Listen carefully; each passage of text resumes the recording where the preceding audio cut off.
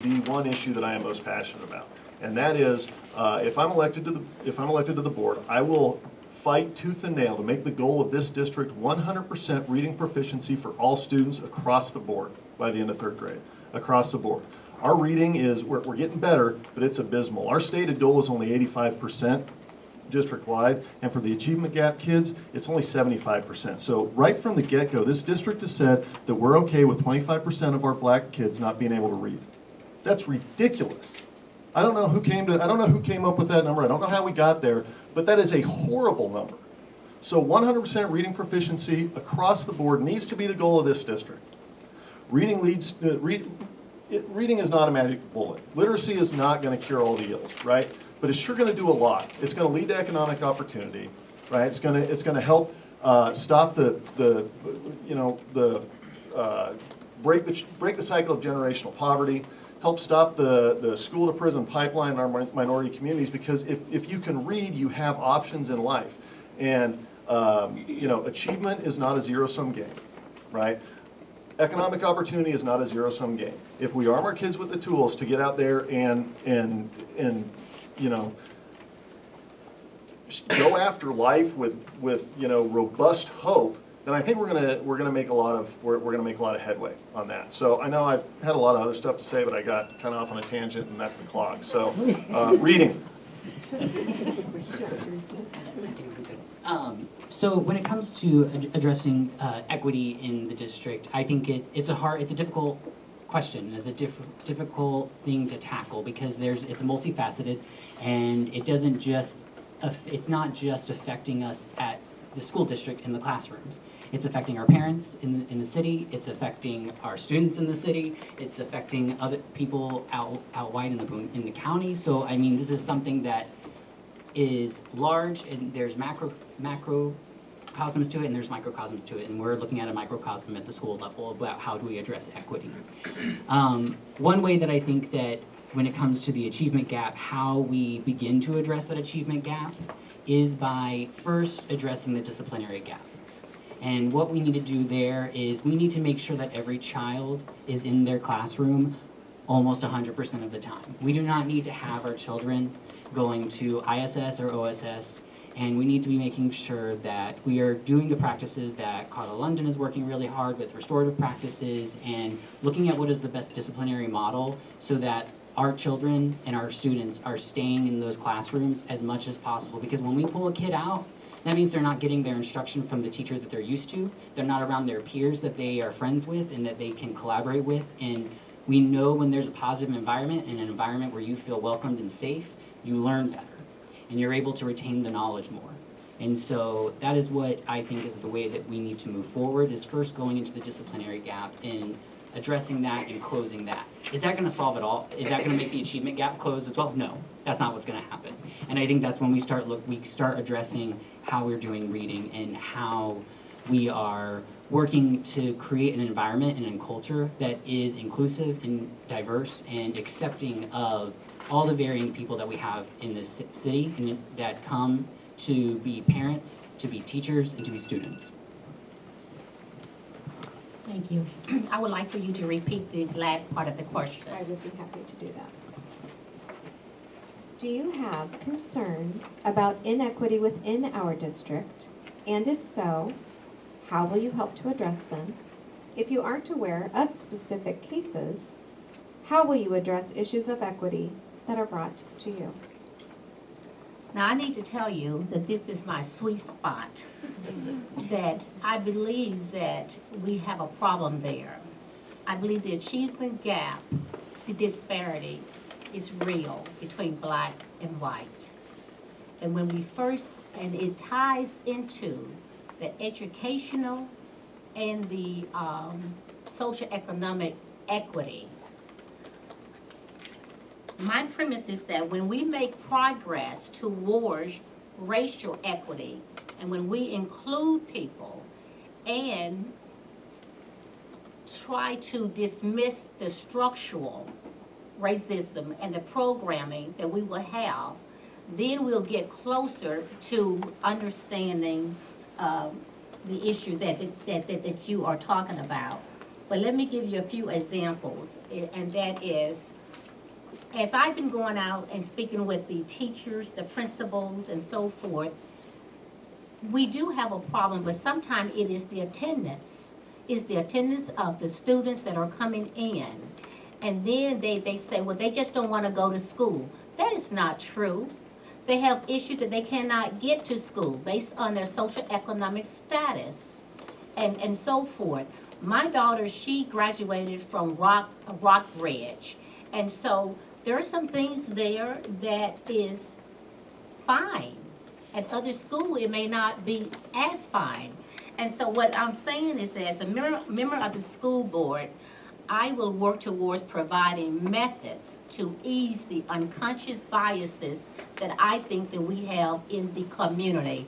And when we do that, our students will excel in the sciences, the technologies, the mathematics, as well as the engineering area. It goes hand in hand, social economics, as well as the disparity between races. Thank you very much. Mr. Willoughby, we'll begin with you in this question. So there is research that states there are positive outcomes for early childhood home visitation programs and early childhood education. Early childhood is when our brains are at their most vulnerable and also have the greatest capacity for learning. It is when we have the best chance to guide children and their families on a path where young children can reach their full potential. The question, what responsibility do you think Columbia Public Schools has towards our children birth to 5 years of age? Do you believe parents as teachers plays an important role in supporting families and children, especially those who are economically and otherwise disadvantaged, and in preparing them for kindergarten and beyond? If so, how do you foresee supporting the Parents as Teachers program? So yes, I think that the research is pointing out that when we're working with kids at a very young age and making sure that we are teaching them the skills that they are able to kind of take in and apply in fun and creative ways, they're going to be better prepared going into school. I was a kid that my mom handed me what I remember to be called these Bob and Jill books, and I was just reading them all the time, and that was even before kindergarten for me.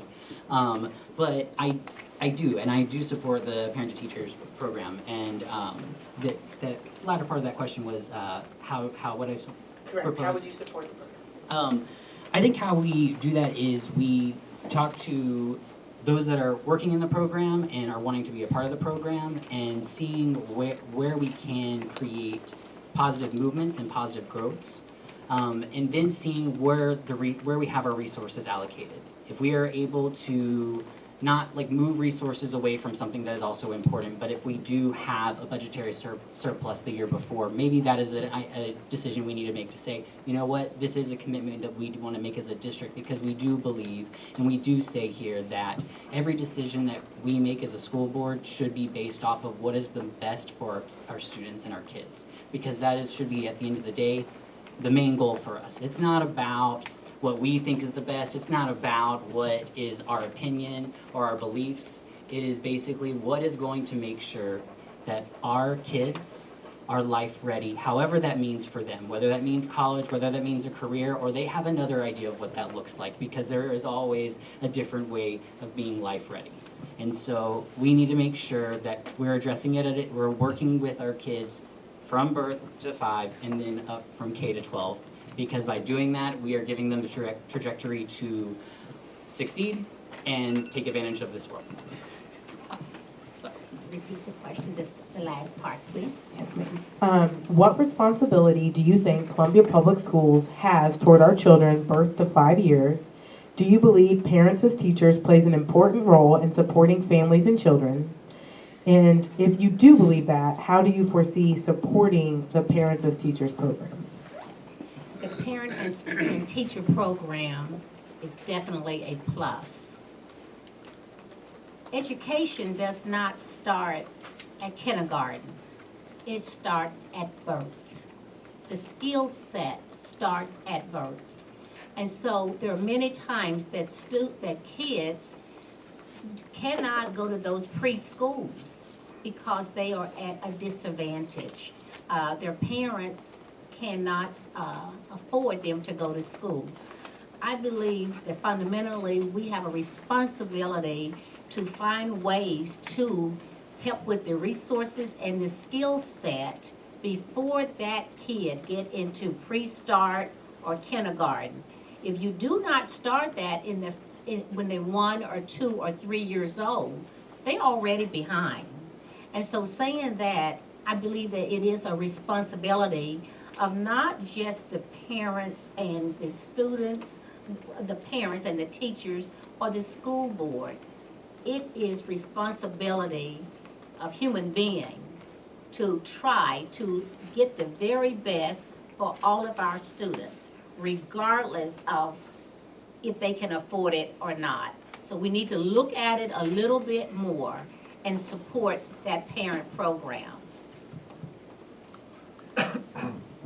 Excuse me, yeah, thank you. So I agree completely with what Della and Blake just said, but it seems to be developing a pattern here of being a little more blunt, so let's go back to that well. This district has made 2 incredibly boneheaded decisions in the last 10 years. First was getting rid of parents as teachers.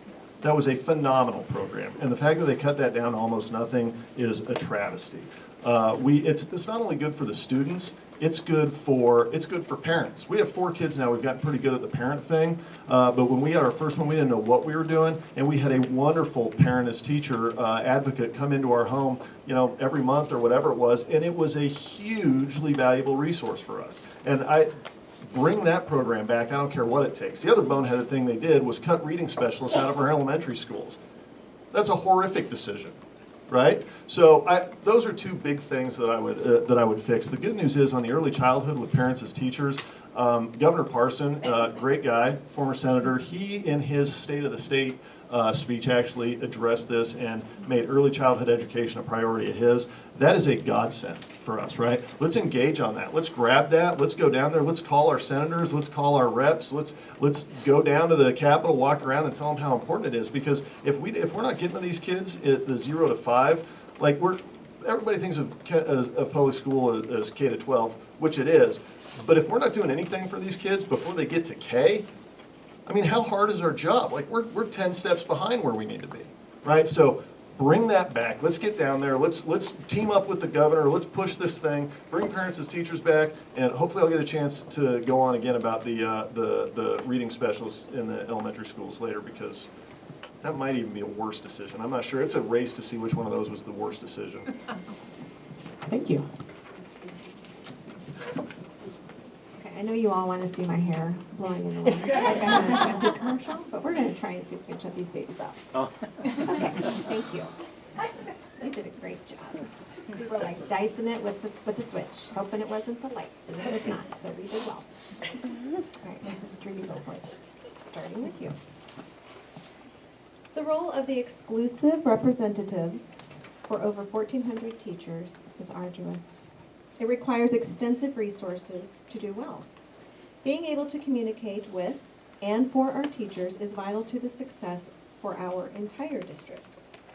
Of all the large districts in Missouri who collectively bargain with their teachers, we are the only one that does not provide some release time for its president. Do you support providing release time for the president of the exclusive representative for teachers of this district? If so, why do you support it? If not, what reservations do you have? Okay, I want you to repeat the last part when you were saying it was right before the president to have release time. I didn't quite hear you. Of all the large districts Okay? in the state of Missouri who actually collectively bargain with their teachers, Columbia Public Schools is the only one that does not provide some release time for its president. Do you support providing release time for the president of the exclusive representative for teachers of this district? If so, why do you support it? If not, what reservations do you have? You know, I have been thinking about that question because I understand the collective bargaining and the non-collective bargaining. And so I had to really look really hard at that on the release time. when a president is having to get information and to give information back to a large body, they do not need to hear hearsay. I believe that release time is very critical. I think it's very important for that person to have release time so that he or she can be at whatever meeting that they need to be in order to articulate back to the rest of the people what they have heard for themselves. Notes are fine, but if you are there and you trust that person, that is building trust. And so I think that is important, which now brings up the second part of it. People are going to say, well, if they have release time, who's going to take care of that class at that time? Now, I don't know if that is what you're referring to, but that's what I'm referring to. If I remove you, you have to go to a meeting, then you a teacher, you still have to teach. I think there's some kind of way we need to find someone for that time to relieve that person. How are we going to do that? I don't know. But my pillar is this. I want to communicate with you on it. I want to build trust on it. And I think that that is a very important issue, that when you go to meetings, you can hear things for yourself. Yeah, I agree. I would support it completely. I had a good conversation with Kathy about it. I had no idea what release time was before I met with President Steinhoff. And I have yet to talk to anybody since my conversation with her that has given me any good reason why we shouldn't have release time. NEA is the exclusive designated, what's the language here? The exclusive designated bargaining unit. There you go. For the district. Of course you guys need to know what's going on with the school board. Of course you have to have your representative there. Of course the board should want and expect input from the teachers. How are they going to make good decisions if they don't get it? And right now, Ms. Steinhoff is a president, and she should be there. And if we're asking her to take time out of her contract teaching time to be there, then she needs to be compensated for that. And the district should make sure that there's a substitute to take over her classes. And I'm sure that, I don't know exactly how that process works here, but I'm sure Kathy knows a number of great substitutes that can probably step in and probably not fill her shoes completely, but do a good enough job to make sure those kids are staying on track. And she can get to the board meetings and make sure that she's representing the teachers, which is what she was elected by her members to do. So I support it, and gosh, that was a softball. You got any more of those? No? Okay, that was an easy one. Just go for it. This is the last one that you had advance notice of, so the next ones will be fun. So I'm really glad this question got asked, because I get to give you guys an example of what I mean by community engagement when it comes to my campaign. So the past couple weeks, I have been to 2 of the 3 bargaining meetings that the district and CMNEA has been at. I have been also to the work session and the policy committee meeting that happened this week. That the policy committee meeting happens starts at 7:15 in the morning, and the work session meeting starts at 7:30. I was sitting next to Kathy right next to her at the policy committee, and just 2 chairs away from Kathy at the work session this morning. Both times she had to leave because she had to go to work and go teach.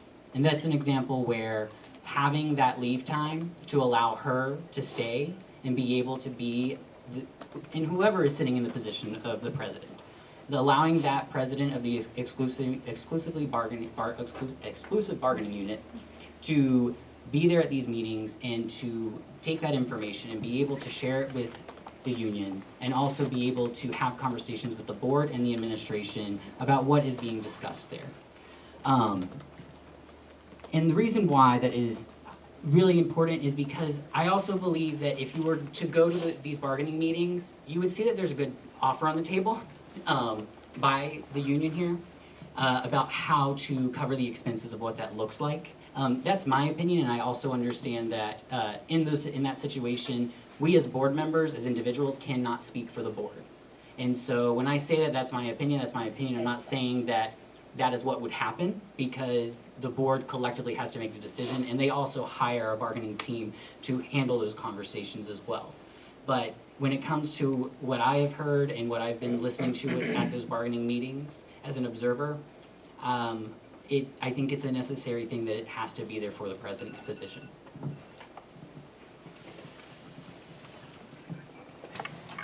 Thank you.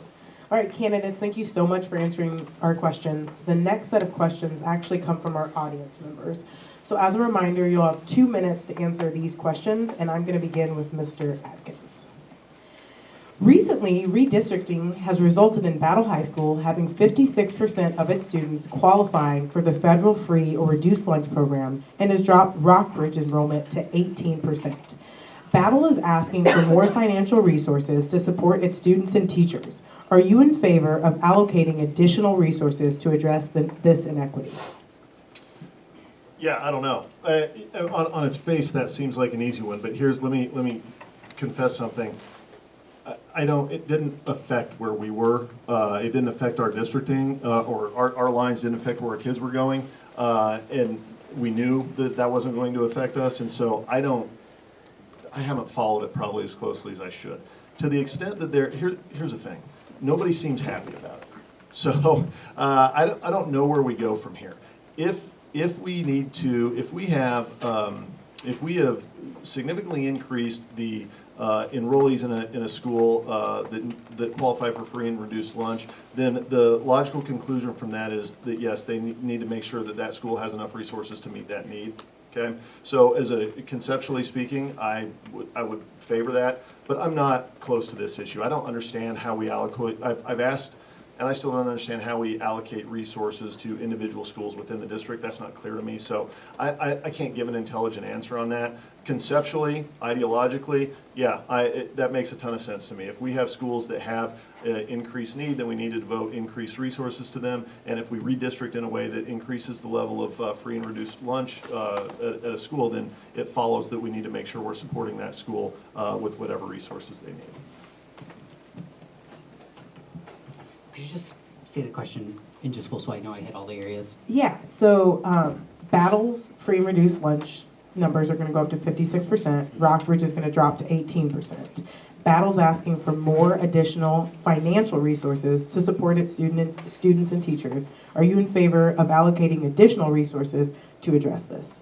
Yes, I'm in favor of allocating those resources because we know that when there are students who are in need of resources and they need to get those resources because they're in need, and if they don't get those resources, that means we're not going to be able to meet our academic goals for them, what they're wanting in their Life Ready plan, and what we want to see of them, and that we know that we're getting them ready for when they graduate. It's really interesting that this came up because also today I met with Rockbridge's principal, and we were having a conversation about this, and she even said, she was like, I hate that we're going down in percentage of free and reduced lunch students. And with Rockbridge getting more, yes, they need more resources. And so I think that there is a sentiment, and that, oh, sorry. Battle, yes, Battle. Sorry, I was meeting with the principal of Rockbridge.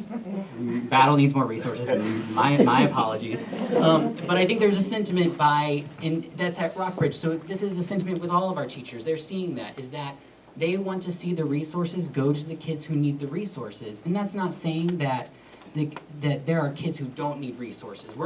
As a district, we're not going to take resources from a child and say, oh, you don't have that, so now you don't get to learn as best as you were already learning. No. Why would we do that?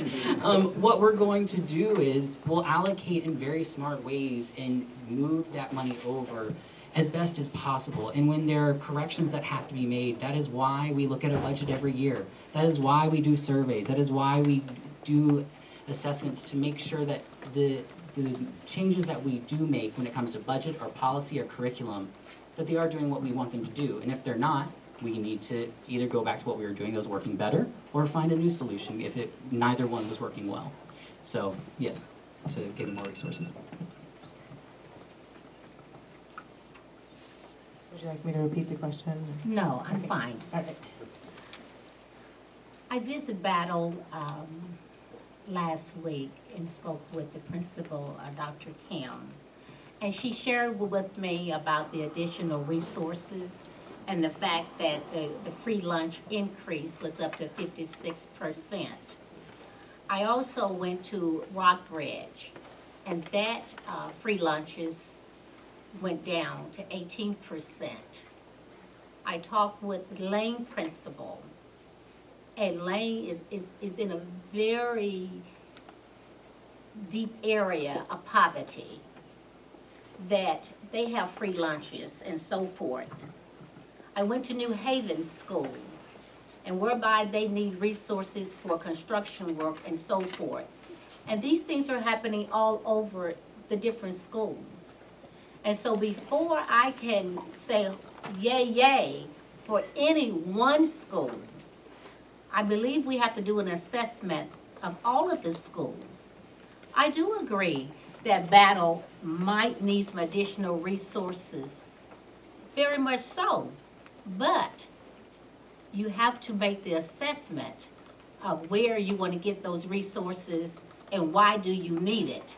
Are you needing it because you having the population going up or down? So again, let's just remember that all schools need resources. That each and every time I visit the different schools, every principal are looking out for their teachers and they're looking out for their students, and they are saying that it ties into the social economic status and the achievement. So overall, we keep coming back to the same thing. So yes, we do need resources, but as I told Dr. Kim, you got to give me assessment on why, and I think that she did when she talked about the free lunches. Thank you. Okay, Mr. Willis. As a school board candidate, what will you do to ensure that our LGBTQ kids get equal access and Title IX protection to our bathrooms, hallways, and programs? When it comes to ensuring that our LGBTQ kids are feeling welcomed and included and safe, that is a priority that this district already has, because we want all of our kids to feel welcomed, included, and safe. And so what that does mean is that we do need to look at trying to move in a direction to having gender-neutral bathrooms, or bathrooms that, I mean, there's 2 bathrooms right there that say that they're for adults only. I mean, that is an easy, accessible way of making that open for students. If they don't want to go into a gendered bathroom, there is a bathroom that's available there. When it comes to that issue, when it comes to issues of Title IX and other areas, we need our teachers to be best informed about how to address those issues, and we need to make sure that our teachers are doing practices that are not at the detriment of our LGBTQ students. They are already in a precarious position sometimes, especially at young ages, because they are dealing with something as they're growing up. And it's not a negative thing, it's who they are, but our culture is shifting. And so it's something that we're seeing more positive viewpoints on it, but it's not always there at the same time. And so we have to be willing to give them the support and give them the time that's there. And some of that also just comes into as well asking our students what their preferred pronouns are, because then they get to have that ownership and say that. Asking them if they have a preferred nickname, and that goes for any kid. I mean, sometimes they're like, I don't like my first name that I was born with, so I want that. And it makes them feel more included and welcomed. I get that this question is about the LGBTQ students. But I think there's a way to have this conversation as well that it focuses on that issue, but it also makes it not political. It does not make it about what any one individual's belief is about it. It's about the kids and making sure they feel safe and included and welcome. Well said, Blake. The LGBTQ kids are kids, period. Black kids are kids, period. Special education kids are kids, period.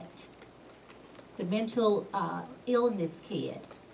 So this is about fairness, and this is about education. I think that we would be remiss if we pretended that we do not know that this is an issue. It is an issue. And so what we are doing is communicating and talking about it. I believe that the LGBTQ kids should be treated like you or I. I don't believe in labels, and I think it's because of who I am. I am a black female. There are posters or things that go up relating to my race. And many times, many people have to be educated about my race. And so just staying in the middle here, I'm just simply saying that under my watch, everyone will be treated with fairness. I do believe that parents need to be informed of what is going on. I think that that is being done. But if we just look at the issue of our kids, the LGBTQ kids, they are a priority like anyone else. I'll stop right there.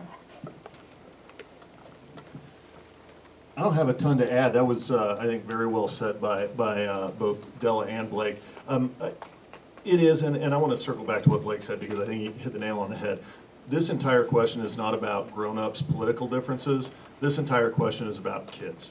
It's about making sure that every kid that goes to Columbia Public School feels safe and welcome and not bullied and knows that they can have their needs met by the grown-ups that are charged with their safety and their security.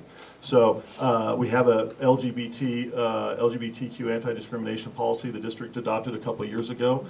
That's great. The state has not done that yet. Hopefully they will. That's for our teachers and for our students. But yeah, there are political and ideological differences on this question and any number of other questions that come in front of the school board. There's no doubt about that.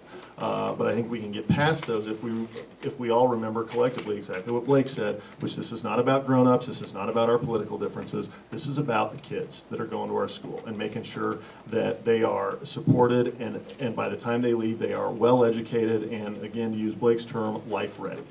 Yep, I like that. Oh, I think you're next. Thank you very much. My final question is going to be, we're going to start with Mrs. Streety-Wilhoit. If the state legislation votes to allow guns in Missouri public schools, would you vote yes to allow them in CPS schools? Feel free to explain your stance. If the government decide to vote for guns to be allowed, In Missouri public schools, would you vote to allow them in Columbia public schools? no, I would not. Guns are very important. I know how to use guns. I've been trained to use guns in my field, which is in the natural resources and the wildlife area. So I understand that. But I do not believe that guns are needed in the Columbia Public Schools. I believe that it can take away from the teaching. I know that sometimes parents walk in very angry, and sometimes if you are very angry and we have guns, you can hurt someone in a second before you think about it. Of course, I think it should be some ratification or some procedures, but to have everyone packing a gun, I do not think that that is a very good idea.